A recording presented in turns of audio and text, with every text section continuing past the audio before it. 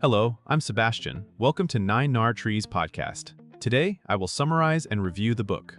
The Family Firm by economist Emily Oster applies a business-like, data-driven lens to one of the most emotionally charged periods of parenting, the early school years. Building on her reputation for translating research into practical choices, Oster frames family life as a system with goals, constraints, trade-offs, and limited resources such as time, money, attention, and parental energy. Rather than prescribing one ideal parenting style, the book emphasizes decision quality, clarifying what matters to your family, evaluating evidence, anticipating costs, and revisiting choices when realities change. It tackles common flashpoints like school selection, extracurriculars, childcare logistics, screen time, sleep routines, and behavior challenges, showing how small decisions compound into the rhythms of family life. The core promise is relief from guilt and overwhelm through structured thinking. Readers are encouraged to replace vague comparisons with concrete priorities and measurable outcomes, making parenting decisions that are defensible, adaptable, and aligned with their values. I will give you key takeaways from this book. Firstly, running the family like a firm without losing the human side. A central idea in the family firm is to borrow the best parts of organizational thinking while recognizing that a household is not a corporation. Oster encourages parents to define objectives, identify constraints, and treat recurring decisions as management problems. This includes recognizing that time and attention are finite, that parents have different strengths, and that children respond to incentives and structure in predictable but imperfect ways. The approach is not about turning relationships into transactions. It is about creating clarity so daily life feels less chaotic. By articulating priorities such as family connection, academic support, health, or independence, parents can judge trade-offs more consistently. The firm mindset also highlights that systems beat willpower. Instead of repeatedly debating the same issues, families can establish default policies for routines, logistics, and responsibilities. Oster also emphasizes iteration. A plan that worked at age 4 may not work at age 7, and families should expect to revisit policies when circumstances change. This framing helps reduce guilt because a decision is evaluated against agreed goals rather than against an imagined perfect parent. It also creates a shared language between adults, improving coordination and reducing conflict. Secondly, evidence, uncertainty, and making decisions with imperfect data. Oster is known for translating research and statistics into everyday choices, and this book extends that skill to the early school years. A key theme is that evidence is rarely definitive for individual families, so the goal is to make the best possible decision under uncertainty. That starts with understanding what research can and cannot tell you, average effects, correlations, confounders, and how context changes outcomes. Oster encourages readers to ask targeted questions such as what outcome you care about, what the plausible options are, and what the likely magnitude of differences might be. Many parenting debates are fueled by the assumption that one choice is categorically right, but the book often reframes them as trade-offs with modest effect sizes compared to family fit. When data is thin or mixed, Oster suggests using structured judgment, weigh the costs, consider reversibility, and decide how much time a decision deserves.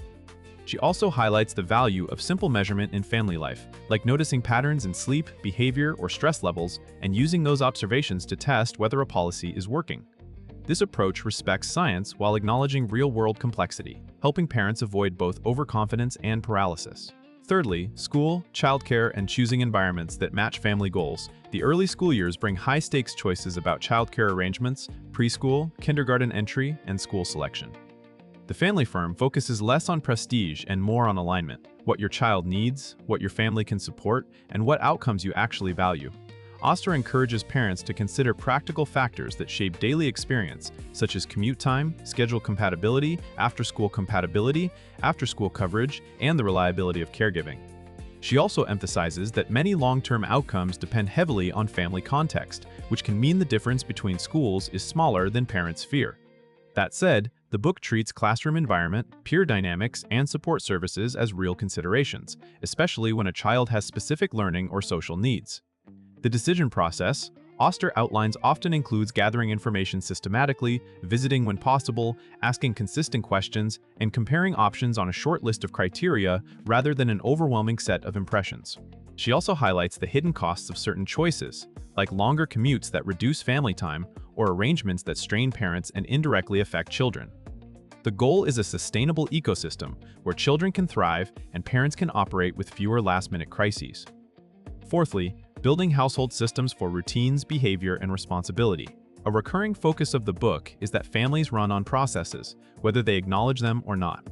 Oster applies a management perspective to routines such as mornings, bedtime, meals, homework, and getting out the door, arguing that predictable systems reduce conflict and conserve energy.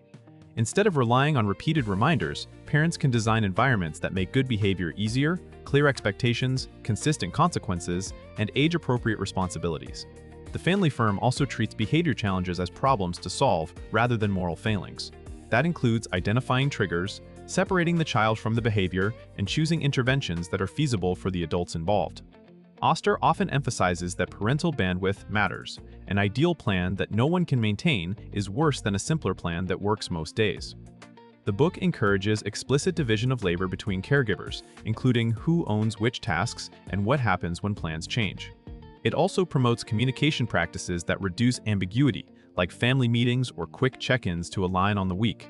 By creating routines and responsibilities that evolve as kids grow, parents can move from constant firefighting to steadier household operations, making more room for connection and enjoyment.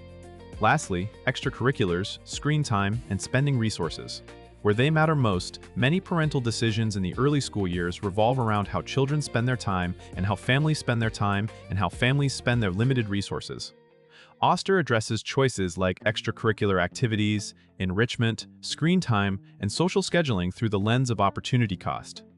Every yes implies a no. A sport may crowd out free play.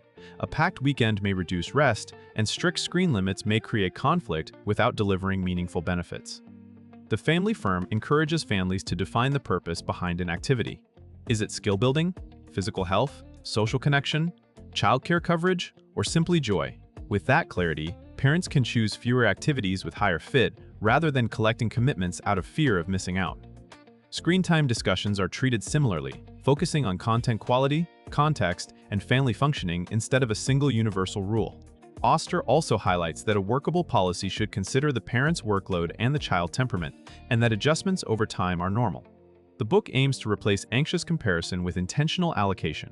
By treating time as a budget and energy as a scarce asset, parents can create a family calendar that supports growth while preserving downtime, minimizing resentment, and maintaining space for relationships. In conclusion, the family firm is well suited for parents of children roughly ages 2 through 10, as well as caregivers and educators who want to understand how families can make choices under real constraints. It will especially resonate with readers who feel overwhelmed by competing advice, pressured by comparison, or stuck in repeated household debates. The benefit is not a set of rigid rules but a decision framework that reduces stress, clarify goals, evaluate evidence honestly, account for trade-offs, and build systems that are sustainable. Applied consistently, this mindset can improve day-to-day life through smoother routines, fewer arguments, and more confidence that choices reflect your values rather than outside expectations. The book is worth buying compared to similar parenting guides because it integrates research literacy with practical management tools. Many books either focus on developmental theory without actionable structure or offer prescriptive methods that may not fit diverse families. Oster instead offers a flexible, data-aware approach that supports customization, encourages iteration, and validates that different families can choose differently and still do well. Readers come away with a repeatable way to make future decisions, not just answers to today's challenges. If you would like to support Emily Oster, you can buy the book through the Amazon link I've provided in the podcast description. After reading the book, please let me know what you think and share your thoughts. See you around.